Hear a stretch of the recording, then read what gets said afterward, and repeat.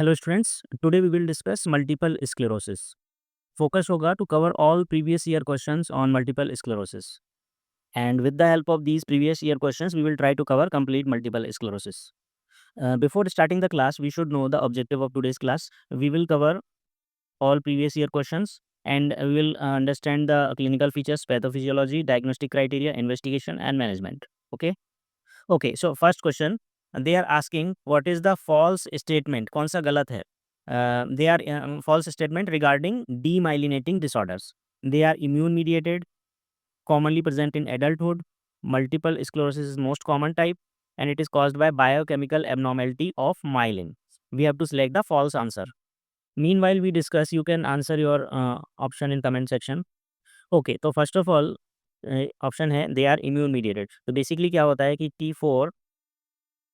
T4 B sales और ये सारे मिलके they produce auto antibody, so they are immune mediated. This is right option, means true option, this is true.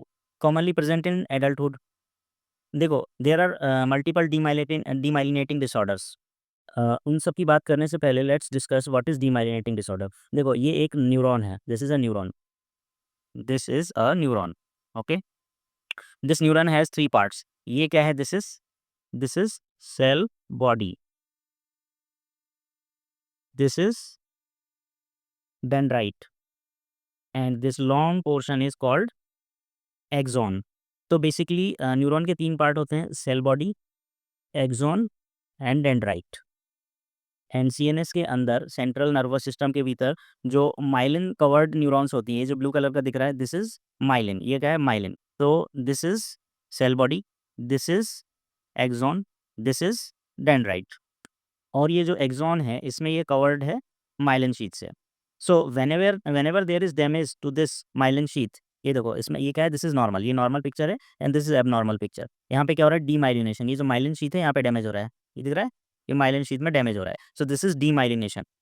तो वो सारी diseases जहाँ पे डीमाइलिनेशन होता है, those are called demyelinating disorders. तो यहाँ पे बहुत सारे डीमाइलिनेटिंग डिसऑर्डर्स हैं. मोस्ट कॉमन कौन सा है? Multiple sclerosis. ये एडम क्या है? एडम है एक्यूट डिसेमिनेटेड एनकेफेलोमाइलाइटिस. सेकंड है एनएमओएसडी. ये क्या है? Neuromyelitis optica spectrum disorders. Another is CIDP. ये क्या है? सीआईडीपी है क्रोनिक इन्फ्लेमेटरी डीमाइलिनेटिंग न्यूरोपैथी. ये जीबीएस का एक पार्ट है, जीबीएस का एक टाइप है, chronic form of GBS. So basically there are commonly four demyelinating disorder. एक क्या है? ADEM, another is NMOSD, another is CIDP and most common is multiple sclerosis. यही क्वेश्चन था. दे आर इम्यून मीडिएटेड, ये true है. Commonly present in adulthood, ये true है. MS and other chronic demyelinating condition typically present in young to middle age adults, means adult age group है. Okay, so option A is correct, option B is correct, option C is correct because multiple sclerosis is most common variety of demyelinating disorders. So fourth option is false. It is caused by biochemical abnormality of myelin. Fourth option is false because there is no biochemical abnormality is not a primary problem. Primary problem is immunity. ये immunity से auto antibodies develop होंगी and they will destroy myelin sheath. तो uh, if we have to select one best option, then best false option is caused by biochemical abnormality of myelin because that is not the primary concern. Okay, so takeaway message क्या है? और we can say definition, multiple sclerosis is a chronic, ये word ध्यान रखना, chronic autoimmune demyelinating neuropathy of adulthood and most common form out of all demyelinating disorder. यहाँ पे एक chart दिया हुआ है, you can go through this. There are different types of demyelinating disorders and their mechanism of action. Okay, you can pause and see this table. Now previous year question फिर से आया है. True statement regarding multiple sclerosis. इसमें से देखना है कौन सा ट्रू है. फर्स्ट ऑप्शन क्या है? An acute inflammatory condition of neurons. Second option है auto immune disease affecting central nervous system. Third option है it may also involve peripheral nervous system. D is always विनाइन एंड रिजॉल्व स्पॉन्टेनियसली. तो उसके लिए सबसे पहले देखते हैं what is CNS and what is PNS. Central nervous system में क्या होता है? ब्रेन, स्पाइनल कॉर्ड और इन दोनों का आपस में इंटीग्रेशन. पेरिफेरल नर्वस सिस्टम क्या होता है? 12 cranial nerves, 31 pairs of spinal nerves. देखो ये सब क्या है? स्पाइनल नर्व्स हैं और autonomic and also autonomic nerves. Okay, तो सेंट्रल नर्वस सिस्टम में क्या है? Brain, spinal cord and their connection. Even cranial nerves are peripheral nervous system. तो क्वेश्चन पूछा है इसमें से कौन सा ट्रू है?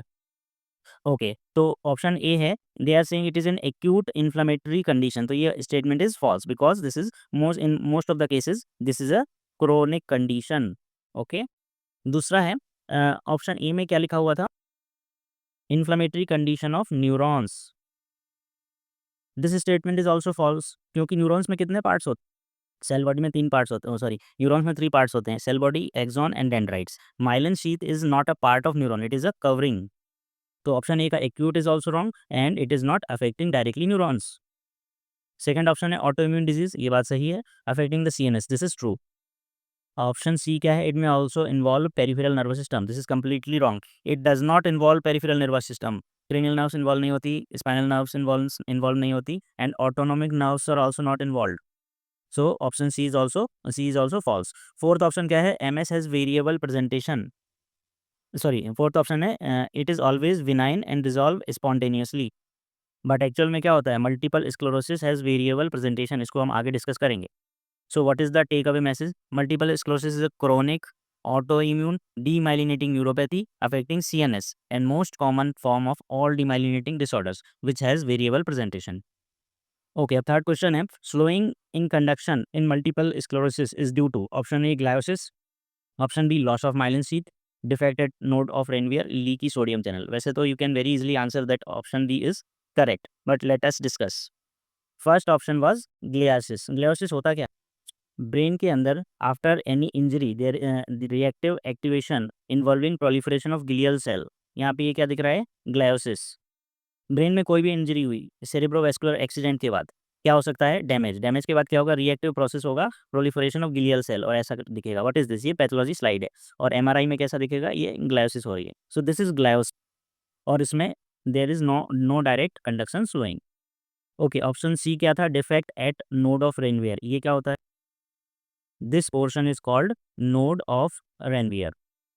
देखो इन नोड्स पे कंडक्शन डिपेंड करता है, बट मल्टीपल स्क्लेरोसिस में पैथोलॉजी नोड्स पे नहीं है, पैथोलॉजी कहाँ पे? यहाँ पे, ये माइलिन शीथ में। एंड फोर्थ ऑप्शन क्या था? लीकी सोडियम चैनल, ये क्या होता है? फर्स्ट ऑफ ऑल ये समझो कि what is normal sodium potassium channel. जो सेल मेम्ब्रेन्स होती हैं उसमें एक्स्ट्रा सेलुलर फ्लूइड, ये सेल है inside cell, this is outside cell. तो नॉर्मली क्या होता है? ये सोडियम पोटेशियम पंप होता है, 3 सोडियम आउट 2 पोटेशियम इन, ये देखो एरो दिख रहा है, this is normal mechanism. Sodium 3 बाहर 2 पोटेशियम अंदर, extra cellular fluid intra cellular fluid with the help of sodium potassium pump. अब सोडियम लीकी सोडियम चैनल क्या होता है? ये जो सोडियम होगा ये नॉर्मली इन टू आउट होता है, बट यहाँ पे लीक हो रहा है from extracellular fluid to intracellular fluid. ये जो लीकी सोडियम चैनल्स होते हैं this is due to demyelination. जब एक बार डीमाइलिनेशन हो गया this is a secondary effect, okay, not primary. तो यहाँ पे ऑप्शन था ग्लायोसिस, ये रॉन्ग ऑप्शन है। Loss of myelin sheath correct. Defect at node of Ranvier, ये भी सेकेंडरी डैमेज है, leaky sodium channel, this is also secondary damage after demyelination.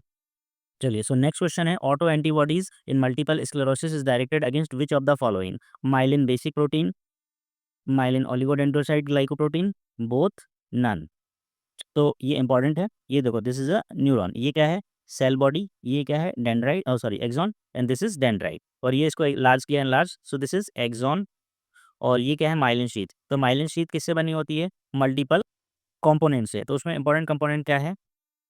Myelin basic protein, myelin oligodendrocyte protein. तो ये दोनों तो question में पूछा गया है, myelin oligodendrocyte protein and myelin basic protein. Next time they can ask about MAG and PLP, ये क्या है? Myelin associated glycoprotein and proteolipid protein. तो यहाँ पे आंसर क्या हो जाएगा? बोथ। नेक्स्ट क्वेश्चन है which of the following process lead to formation of shadow plaques in patient with multiple sclerosis? देखो यहाँ पे 4 ऑप्शन है, सीएनएस में डीमाइलिनेशन और सीएनएस में रीमाइलिनेशन, पीएनएस में डीमाइलिनेशन, पीएनएस में रीमाइलिनेशन। तो आंसर करने से पहले we just have to understand what is shadow plaque. आपको आंसर पता हो then you can answer in comment section.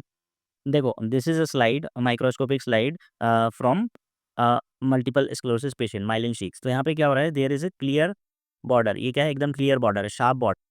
Sharp border क्यों है? बिकॉज यहाँ पे क्या हो रहा है? डीमाइलिनेशन, ठीक है, यहाँ से माइलिन शीथ में डैमेज हो रहा है, यहाँ पे अभी नॉर्मल है, तो ये दिस इज शार्प बॉर्डर। और ये क्या है?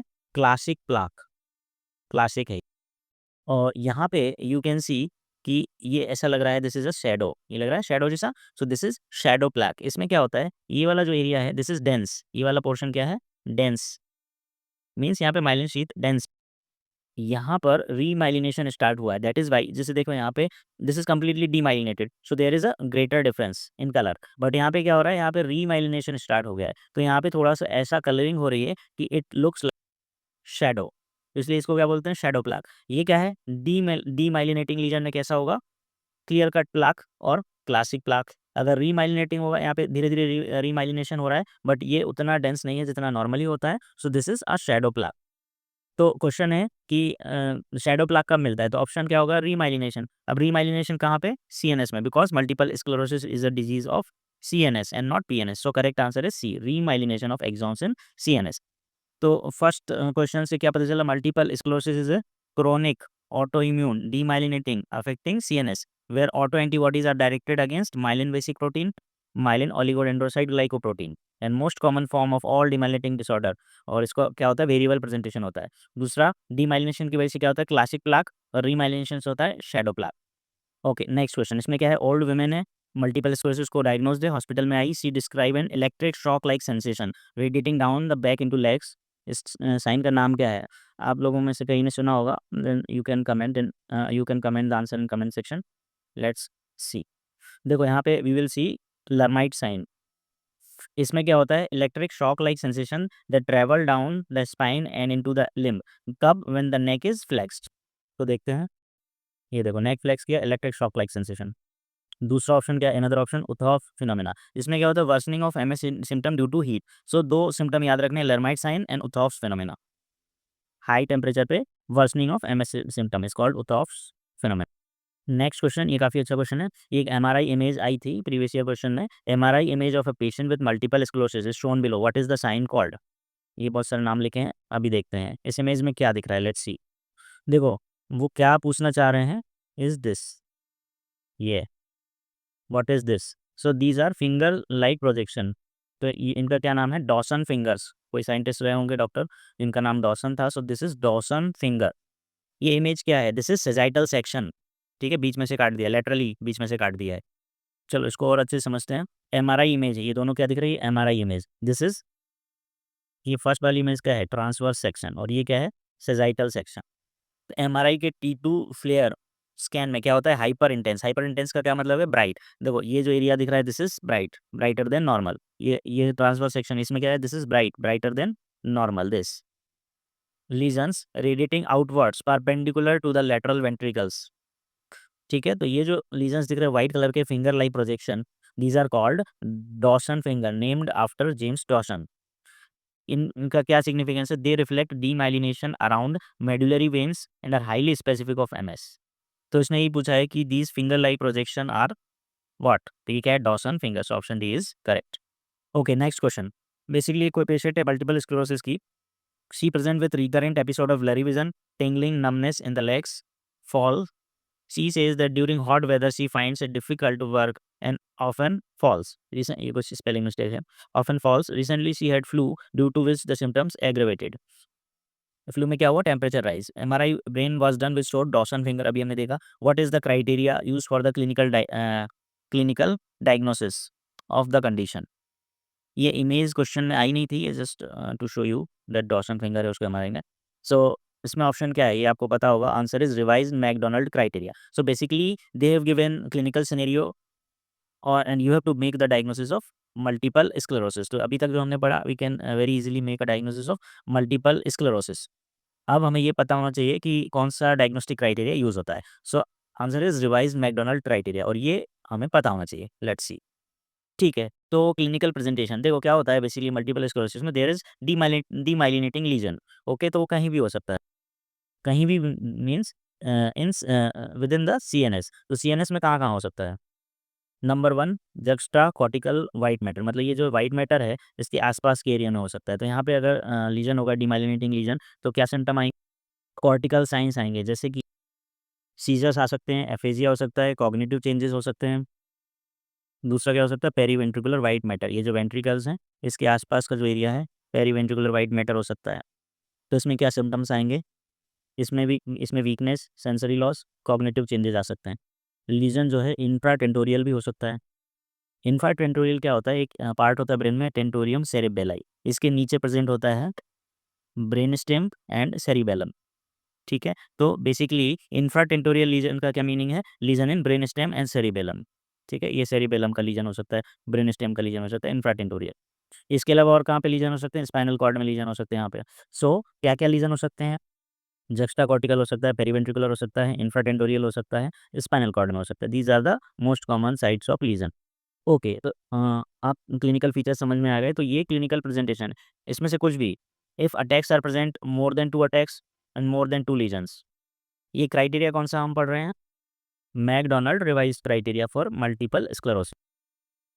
ओके, तो उसको अगर 2 अटैक हैं, मतलब 2 अलग-अलग टाइम पे आए हैं और 2 लीजन है, 2 लीजन मीन्स ब्रेन का भी लीजन लग रहा है, स्पाइनल कॉर्ड का भी लीजन लग रहा है, तो एडिशनल क्राइटेरिया की रिक्वायरमेंट नहीं है। Clinical diagnosis can be made directly, लेकिन फिर भी एमआरआई कराना है। अगर 2 अटैक हैं, मतलब 2 अलग-अलग टाइम पे आए हैं, बट क्लिनिकली एक ही लीजन दिख रहा है, तो we have to identify the dissemination in space. Dissemination in space का क्या मीनिंग है? कि एमआरआई में 2 अलग-अलग साइट पे डैमेज दिखना चाहिए, स्पेस मीन्स साइट पे। और अगर उसको क्लिनिकली, ये सारा क्राइटेरिया क्या है? क्लिनिकली एक अटैक है, उसकी हिस्ट्री क्या है? एक ही बार प्रॉब्लम आई है, बट उसको बॉडी के 2 डिफरेंट एनाटॉमिकल लोकेशन में प्रॉब्लम है। इसका मतलब क्या है एनाटॉमिकल लोकेशन? ये जो अभी हमने पढ़ा था, एक लीजन जुक्स्टाकॉर्टिकली लीजन लग रहा है, मतलब क्लिनिकली, अनदर इज पेरीवेंट्रिकुलर, या ऐसा कोई भी। तो 2 ग्रुप ऑफ लीजन जब हैं, तो दैट इज क्लिनिकल 2 लीजन। तो अगर एक अटैक है, 2 लीजन क्लिनिकली हैं, तो हमको क्या आइडेंटिफाई करना है? Dissemination in time. तो उसके लिए क्या करेंगे? एमआरआई में डिसेमिनेशन इन टाइम कैसे कंफर्म होगा? एमआरआई में क्या होगा? एक एनहांसिंग लीजन होगा, एक नॉन एनहांसिंग लीजन होगा।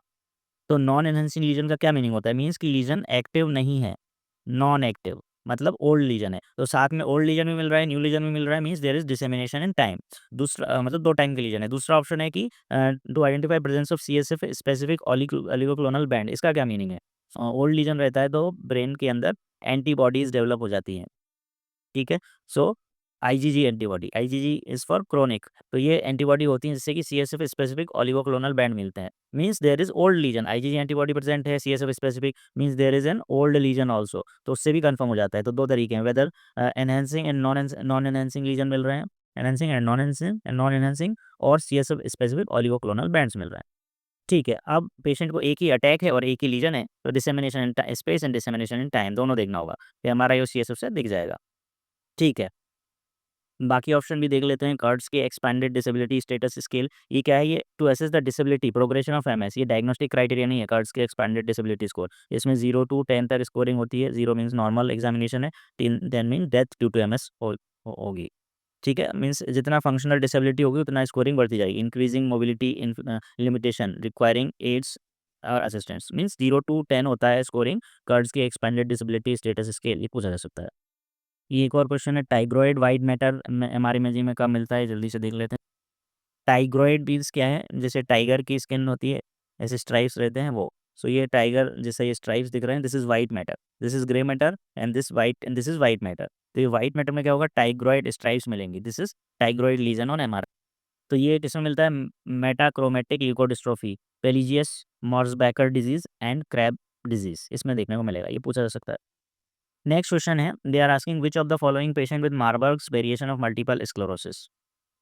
ऑप्शन है patient with chronic form of multiple sclerosis with no remission, acute form with remission, acute form no remission, chronic form remission. तो basically you have to identify कि acute है कि chronic है, remission है या नहीं है। ओके, तो इसके लिए we have to go through the classification types. देखो, मोस्ट कॉमन टाइप है relapsing remitting multiple sclerosis, RRMS. Most common means ये होता है, ठीक हो जाता है, फुल और पार्शियल रिकवरी होती है, और डिजीज प्रोग्रेशन बीच में नहीं होता है। मीन्स डैमेज हुआ, नॉर्मल आ गया, डैमेज हुआ, नॉर्मल आ गया। अब इसमें क्योंकि बीच में प्रोग्रेशन नहीं है, वापस नॉर्मल आ रहा है, तो इसमें क्या होगा? Good prognosis. सेकंड क्या है? Secondary progressive multiple sclerosis. ये इनिशियली क्या होता है? इनिशियली आरआरएमएस रहता है, but followed by steady worsening. Means ये जो पहले आरआरएमएस रहता है, आरआरएमएस ऐसा होता है, बट बाद में सेकेंडरी हो जाता है, सेकेंडरी प्रोग्रेसिव से बढ़ते जाता है। So this is the worst prognosis. Third variety है प्राइमरी प्रोग्रेसिव। देखो, रिलैप्सिंग रेमिटिंग में क्या हो रहा है? रिलैप्स हो रहा है, रेमिट हो रहा है, रिलैप्स रेमिट। सेकेंडरी में क्या हो रहा है? रिलैप्स हो रहा है, कंप्लीट रेमिशन नहीं है, रिलैप्स, ऐसे ऐसे ऊपर जाता जा रहा है। बट इनिशियली सेकेंडरी प्रोग्रेसिव में क्या था? इनिशियली इसके पास ये वाला फेस था, इनिशियली ऐसे वापस आ रहा था नॉर्मल, एंड देन इसने स्टार्ट किया। बट प्राइमरी प्रोग्रेसिव में क्या है? स्टार्टिंग से ही ऐसे ऊपर जा रहा है। ओके, तो इसका भी पुअर प्रोग्नोसिस है। फोर्थ वैरायटी है पीआरएमएस, ये अभी ऑब्सोलीट हो गया है, आजकल ये क्लासिफिकेशन में यूज़ नहीं कर रहे हैं। इसमें स्टडी प्रोग्रेशन होता है। और जो हमारा क्वेश्चन था मारबर्ग वेरिएंट, ये क्या है? मैलिग्नेंट मल्टीपल स्क्लेरोसिस, इसमें रेयर फॉर्म है रैपिडली प्रोग्रेसिव डीमाइलिनेटिंग डिसऑर्डर। इसका कोर्स क्या था? Fulminant, very acute, very poor prognosis, high mortality, need aggressive immunosuppression. Okay, तो डेफिनेटली मारबर्ग क्रोनिक नहीं है, so this is wrong. Chronic नहीं है, सो दिस इज रॉन्ग। अब एक्यूट है विद रेमिशन और no remission, answer is no remission. Next question है treatment. 45 year old women है, मल्टीपल स्क्लेरोसिस डायग्नोज्ड है with an exacerbation of her symptoms, which of the following drug should be prescribe for initial. देखो क्या हुआ, patient multiple sclerosis confirm कैसे है, उसको एक्सरबेशन हुआ है, ठीक है, तब क्या देना है, लेट्स सी। देखो जब एक्यूट अटैक आया है then we have to give methylprednisolone. जो एंटीबॉडीज़ हैं बॉडी में उनको उससे जो इन्फ्लेमेशन हो रहा है उस इन्फ्लेमेशन को रिड्यूस करने के लिए we need methylprednisolone to reduce inflammation. बाकी जो ऑप्शन दिए हुए हैं ग्लेटरामर, एसीटेट, इसका क्या काम है? This is a disease modifying drugs, मतलब ये डिजीज को धीरे धीरे कंट्रोल करती है। This is not for any acute episode, use for long term management. Another option क्या था? Interferon beta 1A, another disease modifying therapy. Prednisolone, ये भी एक्यूट यूज करते हैं but not as effective as IV. तो अगर ये आईवी ऑप्शन नहीं होता तब ये ऑप्शन हो सकता था करेक्ट। ओके, सो इसमें क्या है, बेसिकली एक्यूट कंडीशन है और एक्यूट कंडीशन का ट्रीटमेंट है यहाँ पे एंटी इन्फ्लेमेटरी ड्रग जो कि स्टेरॉइड। दो ऑप्शन है but better option is IV. अब मेडिकेशन क्या-क्या ऑप्शन है वो देख लेते हैं। देखो कैटेगरी 1 है एक्यूट रिलैप्स ट्रीटमेंट, अभी अचानक से हुआ एक्यूट एक्सरसाइजेशन जिससे उसको हुआ, तो आईवी मेथाइलप्रेडनिसोलोन, ओरल प्रेडनिसोलोन या प्लाज्मा एक्सचेंज या आईवीआईजी। ये सब क्या होगा? प्लाज्मा एक्सचेंज से क्या होगा कि जो बॉडी में एंटीबॉडी है, एंटीबॉडी वो बॉडी से आउट करेंगे। और आईवीआईजी का क्या काम होगा? जो एंटीबॉडी है उनको ये न्यूट्रलाइज़ करेंगे, न्यूट्रलाइज़, ओके? ये प्लाज्मा एक्सचेंज बाहर कर देंगी, आईवीआईजी न्यूट्रलाइज़ कर देंगी। ओरल और ये इन्फ्लेमेशन कम करेंगी, ओके? सेकंड कैटेगरी क्या है? Disease modifying therapy. ये क्या है? जो डिजीज़ प्रोग्रेशन है मल्टीपल स्क्लेरोसिस का उसको हॉल्ट करेगा और स्लो करेगा। तो इसमें क्या-क्या ऑप्शन है? इंटरफेरॉन बीटा, ग्लेटारामर, एसीटेट जो क्वेश्चन था, फिंगोलिमोल, बहुत सारे क्वेश्चन हैं, ये आपको याद होने चाहिए। थर्ड कैटेगरी है फॉर सिम्प्टोमेटिक ट्रीटमेंट। पेशेंट को तो सिम्प्टोमेटिक रिलीफ चाहिए। पेशेंट को स्पैस्टिसिटी है तो बैक्लोफेन, टिज़ानिडीन देना है। फटीग हो रहा है तो अमेंटाडिन, मोडाफाइनल देना है। ब्लैडर कंट्रोल नहीं हो रहा तो एंटीकोलिनर्जिक ड्रग ऑक्सीबुटानिन देना है। डिप्रेशन हो रहा है तो एसएसआरआईज़ देना है। और अगर उसको ट्राइजेमिनल न्यूरल्जिया है तो कार्बामाज़ेपिन देना है। ओके, तो ये ट्रीटमेंट मेडिसिन्स हैं। ये क्वेश्चन पूछा है कि मल्टीपल स्क्लेरोसिस में प्रोग्नोसिस कैसे देखेंगे कि progression of disease determine neurological impairment. तो अभी हमने देखा था ऑप्शन क्या था? कर्ट्ज़ के एक्सपेंडेड डिसेबिलिटी स्टेटस स्केल। देखो ये क्वेश्चन है very important. Patient with recurrent optic neuritis of both eyes with extensive myelitis. Myelitis है, इन्फ्लेमेशन है, visual equity in the right I is visual equity 6/60 and left eye 6/18. The patient showed a partial response to steroid. What is the likely diagnosis? Acute disseminated encephalomyelitis, Davis disease, redox syndrome, acute fulminant multiple sclerosis. देखो जो इसमें option दिए हैं तो correct answer is डेविक्स disease. ये होता क्या है? Neuromyelitis optica spectrum disorder. इसका दूसरा नाम क्या है? डेविक्स डिजीज। इसको डेविक्स डिजीज क्यों बोलते हैं? डॉक्टर थे डॉक्टर डेविक, उनके नाम पे है। एंड इसका फुल फॉर्म क्या है? Neuromyelitis optica spectrum disorder. तो इसमें क्या होता है? Recurrent bilateral optic neuritis, extensive transverse myelitis, means जो ये स्पाइनल कॉर्ड का लॉन्ग सेगमेंट है उसका इन्वॉल्वमेंट हो जाता है। ओके, सीवियर विजुअल इम्पेयरमेंट होगा, पार्शियल रिस्पॉन्स टू स्टेरॉइड, ये टिपिकल है। और ये strongly towards NMOSD means neuromyelitis optica spectrum disorder. और ये डिस्टिंक्ट होता है मल्टीपल स्क्लेरोसिस। इसमें कौन सी एंटीबॉडी बनती है? Anti aquaporin 4। ये भी क्वेश्चन पूछा जा सकता है फ्यूचर में। तो ये क्या है? ऑप्टिक न्यूराइटिस से बायलेटरल हो रहा है और ये जो long segment of spinal cord transverse myelitis, तो ये क्या है? Neuromyelitis optica and low response to steroids, ये टिपिकल है neuromyelitis optica spectrum disorder. Other options क्या हैं? Acute disseminated encephalomyelitis. ये क्या होता है? ये इन्फेक्शन या वैक्सीनेशन के बाद चिल्ड्रंस में देखने को मिलता है। ये मोनोफेजिक होता है और इसमें एन्केफेलोपैथी मिलती है जो कि अपने क्वेश्चन में नहीं है, ये रेयर कंडीशन है। और फोर्थ ऑप्शन था acute fulminant multiple sclerosis Marburg variant, ये तो अलग है, ये अभी हमने प्रीवियस क्वेश्चन में देखा था। ये फिर से सिमिलर क्वेश्चन है। फॉलोइंग ड्रग कौन सा प्रिस्क्राइब होगा in a patient with an acute attack. तो एक्यूट अटैक में क्या करना है? वैसे तो न्यूरोमाइलाइटिस ऑप्टिका स्पेक्ट्रम डिसऑर्डर है where steroids are not very much effective, but even during acute attack we have to give high dose of IV glucocorticoids, वही IV methylprednisolone. Other drugs का क्या रोल है? Rituximab use for long term immunosuppression, माइकोफिनोलेट mofetil भी maintenance therapy, azathioprine also immunosuppression. But acute attack में क्या देना पड़ेगा?